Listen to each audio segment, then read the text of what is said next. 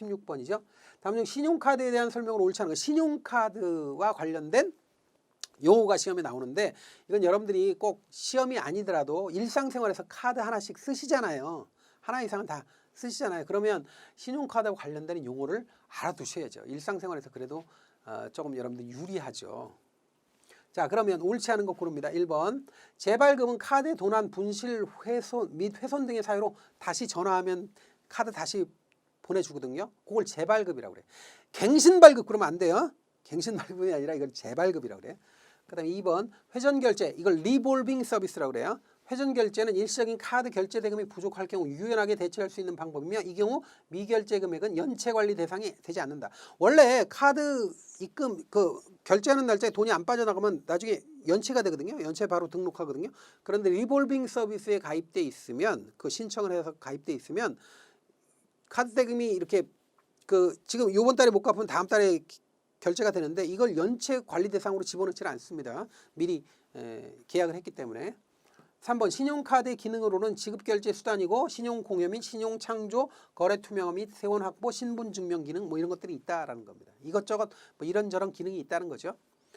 4번 신용카드의 초과 한도란 특별한 사유로 인하여 일정 기간, 일정 금액을 예외적으로 사용할 수 있도록 인정하는 한도. 이거 틀려요. 4번이 답입니다.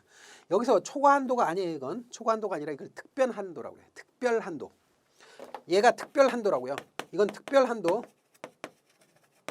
특별 한도예요. 이건 일정 기간 동안에 일정한 금액을 예외적으로 쓸 수 있는 거는 일정 기간 동안에 쓰는 건 특별 한도고요. 초과 한도라는 건 뭐냐면 내가 원래 물건으로 쓸 수 있는 게 300만 원까지 한도가 있다고 쳐요. 그런데 어느 날 갑자기 고급 꼭 사야 되는 무슨 컴퓨터가 있는데 그게 400만 원짜리야. 근데 나는 물건 살 때 300만 원까지만 한도가 돼 있어. 근데 이 물건 살 때 한 번만 요거 한 번만 사면 되는데 이게 딱 400만 원이야. 그러면 카드회사에 전화해서 요 물건 사게 한 번만 풀어달라고 제한을 풀어달라고 그러면 그 물건 살 때 한 번에 한해서 풀어주는 게 있어요. 한도를.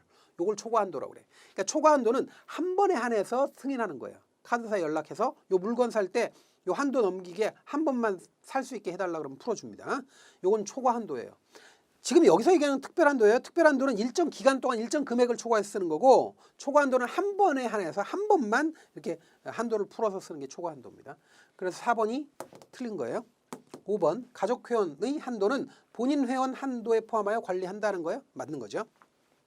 그래서 정답은 4번이 되는 거고 신용카드와 관련돼서 알아둬야 될 용어는요. 여러분들 꼭 시험이 아니더라도 꼭 한번 관심을 갖고 봐놓으세요. 자. 다음 문제 17번입니다. 이제 17번부터는 주식 투자, 주식과 관련되는 얘기죠. 자, 17번 다음 주가 형성의 결정 요인 중 기업의 시장 내적 요인에 해당하지 않는 것.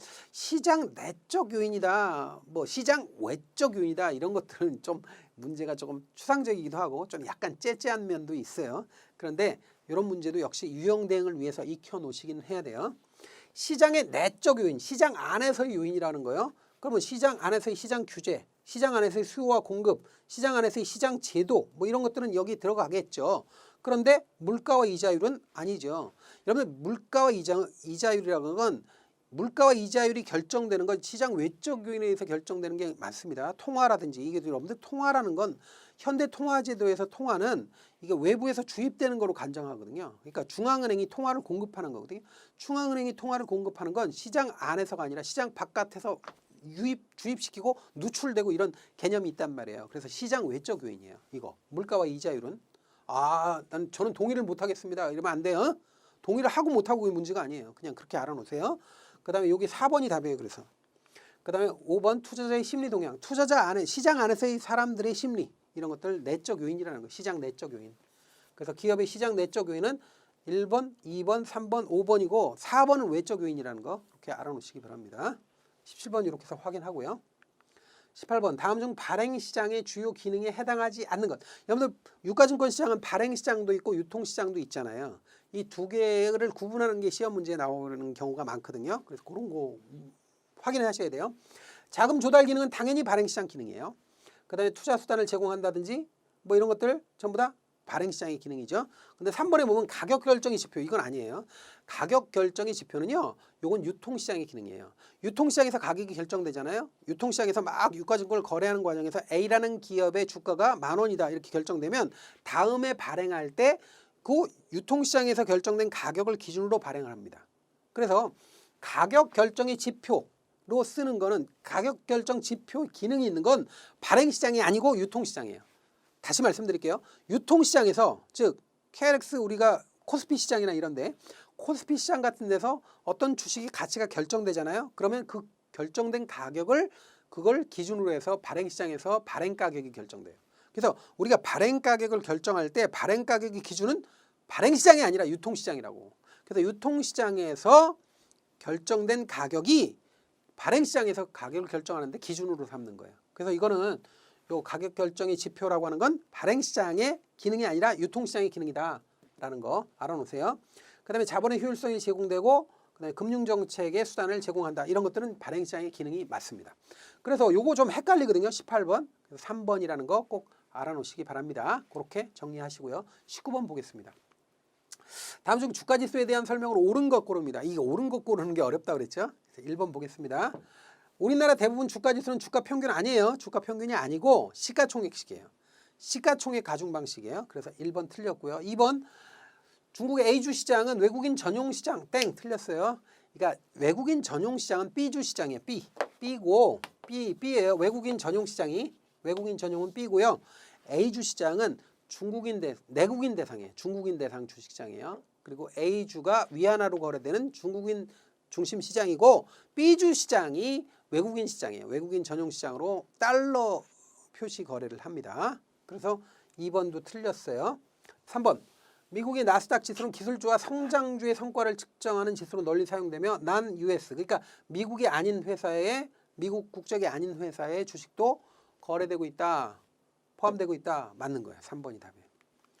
4번 일본의 니케이 225는 아시아 증시를 볼 때 가장 많이 관찰되는 지수로 맞아요. 아시아 대표 지수예요.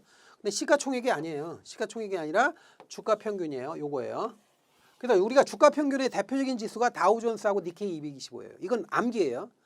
자, 주가평균식의 대표적인 게 뭐라고요? 그 주가평균식 대표적인 게 뭐라고요? 다우하고 니케이라고요. 니케이라고 이렇게 니케이 225 요 두 개요. 다우존스하고 그냥 줄여서 그냥 다우존스 요거하고 그냥 니케이 225 요 두 개가 대표적인 주가평균식이에요. 시가총액식으로 하면 안 돼요. 니케이 225는 시가총액이 아니에요.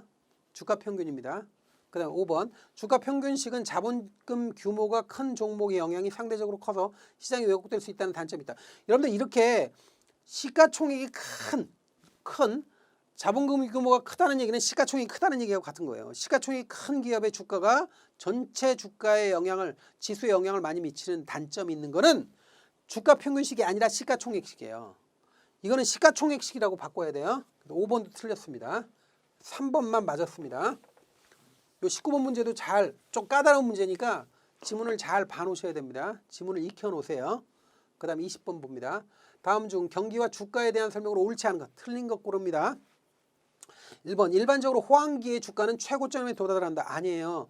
주가는 선행성이 있어요. 주가는 먼저 움직여요. 실제 경기보다. 그래서 오히려 호황기가 돼가지고 일반 경기가 정점이 됐을 때는 주가는 빠지기 시작하는 거예요. 주가가 최고점이 아니라 주가는 이미 최고점을 찍고 빠져요. 그래서 1번이 틀린 겁니다. 자, 2번 경기 변동을 4단계로 나누면 침체기, 회복기, 화랑기, 후퇴기 이런 식으로 가요. 비즈니스 사이클상 침체기를 여기서 보면 침체기, 회복기, 화랑기, 후퇴기 이렇게 간다고요. 정점 찍고. 그래서 침체, 회복, 화랑, 후퇴 이런 식으로 간다. 맞는 겁니다. 맞는 거예요. 그 다음에 3번 화랑기는 고용 및 소비 확대가 최고조에 달하며 금리가 상승할 때 여기 화랑기다. 맞고요. 4번 한 주기 내에서 확장기와 수축기의 길이가 다르게 나타나는 것이 일반적이에요. 이걸 우경사 비대칭이니 뭐 좌우 비대칭 구조다 이런 얘기를 하죠. 그래서 그 확장하고 수축이 달라요. 우리나라의 경우도 확장기는 보통 30개월 이상, 30개월 정도로 보고 수축기는 18개월 정도로 보거든요.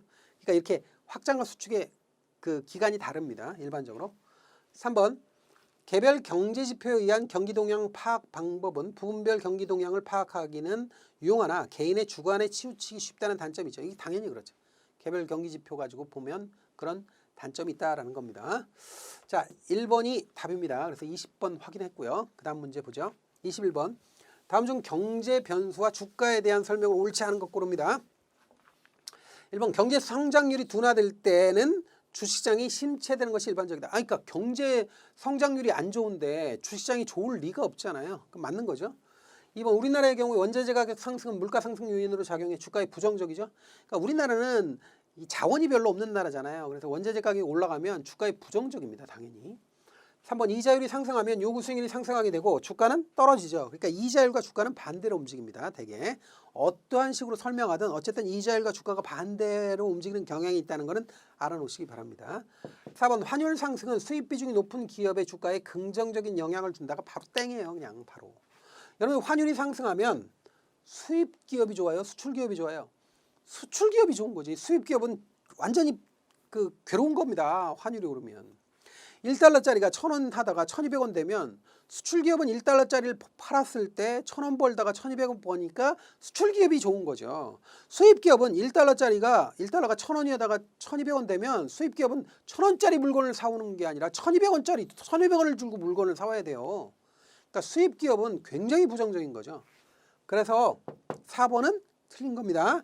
수입 비중이 아니라 수출 비중이 높은 기업의 주가에 긍정적인 거죠. 4번이 답이고 5번 통화량 증가는 대개 주가 상승 요인이나 장기적인 통화량의 증가는 주가 하락 요인이에요. 그러니까 통화량이 일시적으로 증가하는 건 유동성 효과 때문에 주가가 올라가요. 근데 장기적으로 통화량이 증가하면 인플레이션이 발생하거든요. 그렇게 되면 주가에 부정적이다 이거예요.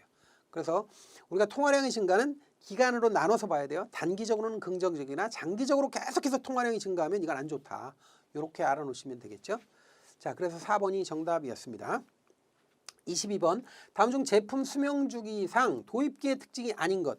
여러분들 제품의 수명주기는 번호니 얘기했죠. 그래서 도입기, 성장기, 성숙기, 쇠퇴기 이렇게 그 기간을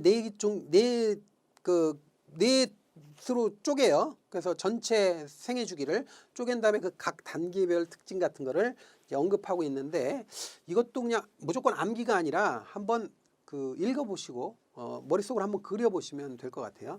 자, 일단 특징 아닌 것이라고 했는데 도입기라고 그랬어요. 도입기면 이게 뭐예요? 상품이 막 도입됐을 때를 얘기하는 거죠. 막 시장에 등장했을 때. 근데 시장 수요가 포화 상태다. 이게 말도 안 되죠, 이거. 그러니까 생각을 해보세요. 이건 암기하고 상관없이 말도 안 되는 얘기죠. 왜냐하면 상품이 막 이제 시장에 출현을 했는데 수요가 포화 상태라는 건 말이 안 되는 거죠. 수요가 포화 상태라는 거는 이건 도입기가 아니라 성숙기의 특징입니다. 그래서 당연히 1번이 틀린 거죠. 2번 손실보거나 수익성이 낮다는 거. 그 다음에 신제품이 막 나오는 시기, 출하되는 시기고 경영 위험이 상대적으로 크죠. 이때 막 도입했으니까 상품이 막 등장하고 그랬으니까 굉장히 위험이 높아요. 그 다음에 5번 광고 등 판매 촉진비와 생산비가 크죠. 이제 상품이 막 나왔으니까 막 푸시를 할 거 아니에요. 마케팅 막 하니까 마케팅 비용이 많이 들어가죠. 광고비니 판촉비니 이런 거 많이 들어가죠. 그래서 1번이 정답이 되는 겁니다. 그래서 이렇게 22번 이렇게 확인했고요. 23번 봅니다. 다음 각 재무비율의 계산 방법 중 옳지 않은 것. 재무비율은 좀 기계적이에요. 기계적인 내용인데 이렇게 암기하는 거는 그렇게 자주 나오는 건 아닌데 한번 그냥 참고로 한번 보시기 바랍니다. 이건 고정자산 회전율이란 말이 나오면 분자가 언제나 매출액이에요. 매출액. 그래서 고정자산에 대한 매출액의 비율을 회전율이라고 하는 거죠. 그다음에 부채 비율은 자기 자본에 대한 남의 돈의 비율, 내 돈분의 남의 돈이에요. 부채 비율 맞는 거고 유동 비율은 그러니까 그 유동자산을 가지고 유동부채, 그러니까 1년 이내에 들어오는 돈을 가지고 1년 이내에 돌아오는 빚을 갚을 수 있느냐 이걸 능력을 측정하는 건데 분모가 부채고 분자가 자산이 맞습니다. 유동비율. 이자 보상 비율은 기업이 돈을 벌어서 영업이익을 가지고 이자를 감당할 수 있느냐를 측정하는 건데 이건 뭐냐면 분모가 이자 비용이고 분자가 영업이익이 돼야 돼요. 그래서 이게 거꾸로 된 거예요. 이게 지금 이자 보상 비율이 틀린 거예요. 그러니까 이자 보상 비율이 잘못돼가지고 여기 4번이 답입니다.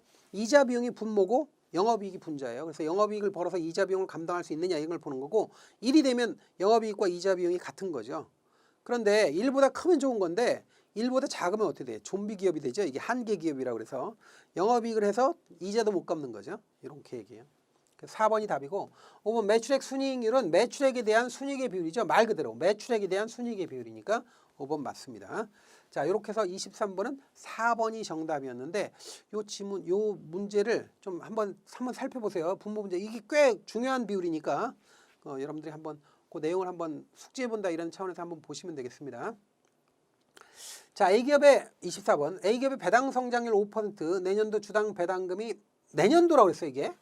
예상 배당금이에요. 내년도 주당 배당금이 1,050원이에요. 그리고 투자자들의 요구 수익률이 10%인데 정률 성장 배당 모형에 의한 A기업 주식의 가치. 여러분들 정률 성장 배당 할인 모형, 배당 모형은 예상 배당금을 K-G로 나눠놓은 거거든요. 근데 예상 배당금을 주지 않고 현재 배당금을 주는 경우가 많아요. 그럼 현재 배당금은 D0인데 D0 곱하기 1 플러스 성장률을 한 상태에서 그 다음에 K-G를 하는 건데 문제는 이 문제가 트릭이 있어요. 이 문제는 무슨 트릭이 있냐면 핵심이 뭐냐면 지금 배당금을 주는데 배당금을 내년도 배당금으로 줬어요. 내년도는 보세요. 내년도 배당금은 요거예요. D1. 이게 아니라고. 내년도 배당금을 줬기 때문에 성장률 1 플러스 성장률 곱할 필요가 없어요. 그러니까 분자는 그냥 1,050원 이렇게 올라가야 되고 분모가 이제 뭐예요? 요구 수익률을 하고 마이너스 성장률인데 요구 수익률 10%라고 그랬고 성장률 5%라고 그랬잖아요. 그러니까 요구 수익률 0.1에다가 성장률 0.05 이렇게 해주면 돼요. 다시 써보겠습니다. 1,050원은 분자고요. 분모는 0.1 마이너스 0.05죠. 그러면 0.05잖아요. 0.05는 20분의 1이죠. 20분의 1. 20분의 1을 나누기를 했으니까 20배를 곱하면 되죠. 곱하기 20 하면 똑같은 거죠. 예? 그러니까 나누기 0.05를 하나 곱하기 20을 하나 똑같은 거죠. 그럼 얼마가 나와요? 대충 1,050에 20배를 곱해주면 되죠. 암산으로. 그럼 21,000원 이렇게 나온대요. 21,000원. 2번이 정답입니다. 근데 요거는 핵심이 뭐냐면 분자의 배당금이 예상 배당금이냐 현재 배당금이냐 요거 가지고 여러분들이 이게 답을 맞추느냐 못 맞추느냐가 결정되니까 요거 잘 한번 살펴보시기 바랍니다. 그래서 24번 이렇게 해서 문제를 풀고요. 그 다음 문제 보죠. 25번. 다음 중 정률 성장 배당 모형에 대한 설명으로 옳지 않은 것, 틀린 것 고릅니다. 자, 1번. 배당이 클수록 주가는 상승한다. 그렇죠. 여기가 분자가 배당이잖아요. 그러니까 분자가 클수록 주가가 오르는 거 당연하죠. 분자는 요 배당금 분자니까. 그 다음 2번. 요구 수익률이 클수록 주가는 하락한다. 요구 수익률은 요 분모잖아요. 분모가 클수록 몫은 줄어드니까 주가가 하락한다. 맞죠? 맞는 겁니다. 3번. 배당 성장률 클수록 주가는 하락한다. 배당 성장률은 요거잖아요. 요건 분자에 있을 때 플러스고 분모에 있을 때 마이너스니까 얘가 배당 성장률이 클수록 주가가 상승하는 거 맞죠. 상승하는 게 맞죠. 하락한다 그러면 틀리죠. 이게 하락한다 이게 아니에요. 상승하는 거예요. 3번이 답입니다. 여러분들 성장률하고 주가는 비례하는 거예요. 성장률이 높아질수록 주가가 비싸지죠. 여러분들 생각을 해보세요. 어떤 회사가 성장을 잘해. 근데 주가가 어떻게 하락합니까? 말도 안 되지. 성장한대요. 앞으로 성장성이 좋아요. 그럼 주가가 상승하지 왜 하락해요? 그래서 3번이 틀린 겁니다. 4번 무위험 이자율이 클수록 주가는 하락한다. 그 다음에 기업의 배당을 클수록 주가는 하락한다. 이건 맞거든요. 따져봐서 왜 그러냐면 무위험 이자율과 배당은 뭐에 의해서 뭘 결정해요? 요구 수익률을 결정하잖아요. 요구 수익률은 SML 공식에 따르면 무위험 이자율 플러스 베타 곱하기 시장 이자율 마이너스 무위험 이자율이거든요. 이때 무위험 이자율과 베타는 전부 다 플러스예요. 눈에 안 보이지만. 그렇기 때문에 요구 수익률에 영향을 주는 거예요. 베타가 커지면 요구 수익률이 커지고 무위험 이자율이 커지면 요구 수익률도 커지죠. 근데 요구 수익률은 주가하고 반대로 움직이니까 무위험 이자율이 클수록 요구 수익률이 커지고 그러면 주가는 떨어지고요. 기업의 베타가 크면 요구 수익률이 커지고 그러면 주가는 떨어지는 거예요. 맞는 거예요. 그래서 4번, 5번 맞는 거예요. 머리 아픕니다. 그러면 이건 유보하셔도 돼요. 중요한 건 1번, 2번, 3번이 중요한 겁니다. 그래서 이 지문은 잘 익혀 놓으시기 바랍니다. 자, 이렇게 해서 25번의 문제 3번까지 정답을 확인했습니다. 다음 시간에 이제 26번부터 문제 보도록 하겠습니다. 수고하셨습니다.